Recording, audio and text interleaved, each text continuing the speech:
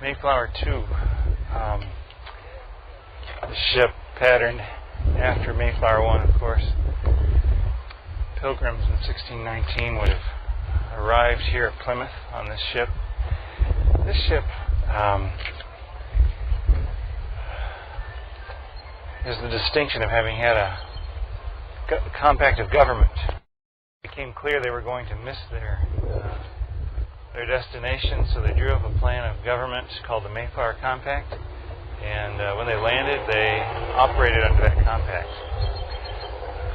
Plymouth here, very different from the original English colony in Jamestown, much further to the south. Jamestown struggled for over a decade. Plymouth became very successful after one hard winter and changed rapidly. As a consequence, this town has very few remnants of the original Puritan left. There is a Puritan replica settlement 3 miles to the south, but this is where it began for the Puritans. Well, there it is, the rock, and my shadow. Can't really see down by my knee there. Engraved 1620, date of the landing. It's set on sand to show that this was a sandy beach with a big rock protrusion on it.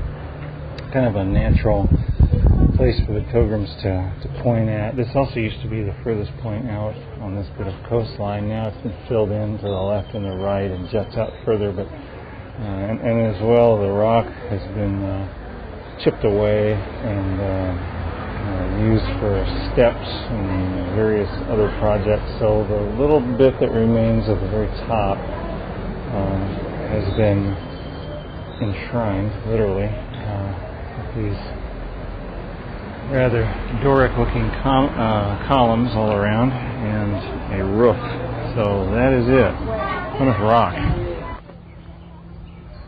Just about to enter a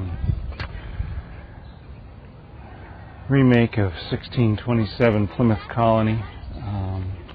The actual colony is 3 miles from the site, and it's developed into a modern village, so we have a fairly accurate representation here. We're going to look at inside the fortification, looking down at the village and out at the sea. One of the earliest dwellings in Plymouth Colony. Very similar to Jamestown in the early years. Not much to look at. Another fairly typical early Puritan home, furnished a little better than the Jamestown settlers, just to the south, and earlier than the Jamestown settlers in terms of the wealth acquired. Jamestown will look kind of hovel-ish like this for quite a few decades, whereas this region will see quick prosperity in the coming years. Again, at 1627. Out away from the buildings, avoid that fire hazard, and also in the summertime you'd sure want to avoid heating places up. This could be used for baking bread, etc.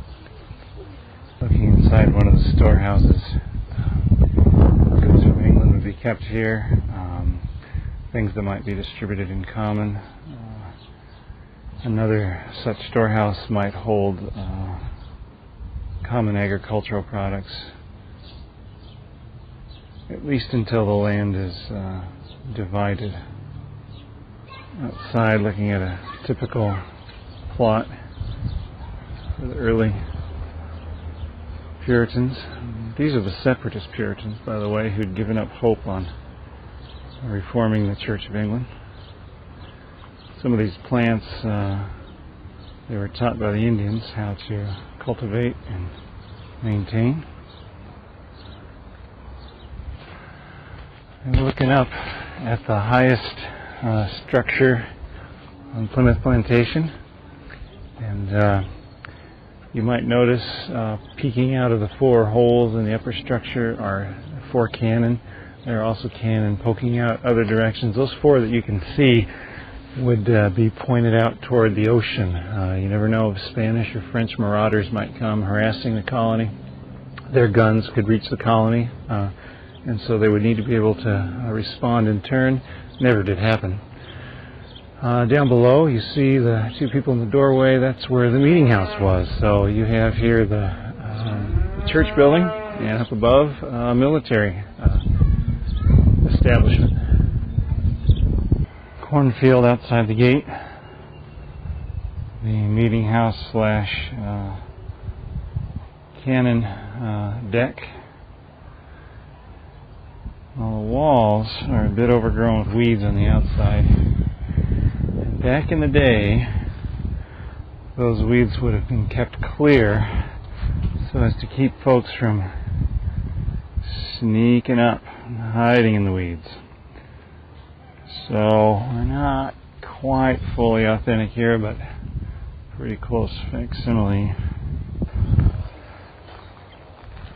Havemock was a Wampanoag whom Chief Massaswat wanted to stay in contact with the Pilgrims, so his home site was very close to their settlement. This would be one of their houses under construction. You see some similarities and some differences between this dwelling and those of the Native Americans down in Jamestown.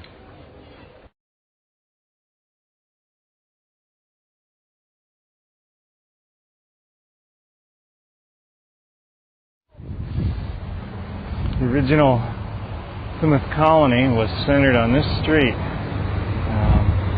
and went up to that church there, which was originally both a meeting house, a church building, and a fortress.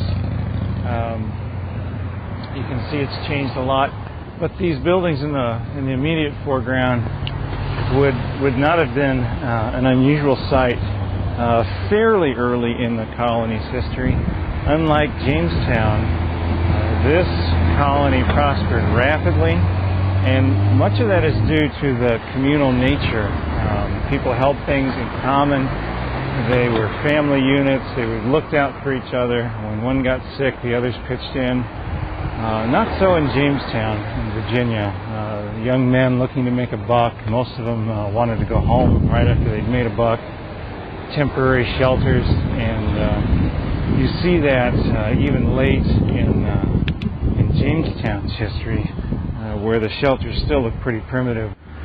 These separatist Pilgrims were overshadowed in the early 1630s by another Puritan group led by Winthrop, who landed a bit further north in Boston.